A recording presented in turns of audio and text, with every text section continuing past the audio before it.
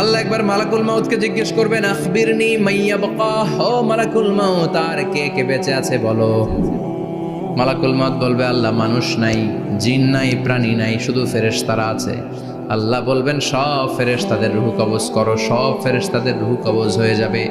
যেই ফেরেশতার হুইসেল দেওয়ার কারণে, হর্ন বাজানোর কারণে কিয়ামত, ওই ফেরেশতার রূহ কবজ হয়ে যাবে। আল্লাহু আকবার। আর কে কে বেঁচে আছে? আমার ভাই জিব্রাইল বেঁচে আছে, জিব্রাইল রেও নাও। মালাকুল ওয়াহি, ওহির ফেরেশতা, যিনি আল্লাহর কাছ থেকে ওহী নিয়ে দুনিয়ায় আসতো, তারও রূহ কবজ হয়ে যাবে। এবার আল্লাহ বলবেন, আখবিরনি ইয়া মালাকাল মাউতি মাইয়া বাকা, ও মালাকুল মাউত, আর কে বেঁচে আছে এই মহাবিশ্বে বল। কেউ আছে নাকি? মালাকুল মাউত বলবে, আল্লাহ কেউ নাই। আপনার কথা মতো মানুষ মারলাম, জিনদের মারলাম, ফেরেশতাদেরও মারলাম, কেউ নাই। একমাত্র শুধুমাত্র আপনি আছেন, আর আপনার হুকুমের গোলাম আমি আজরাইল আছি।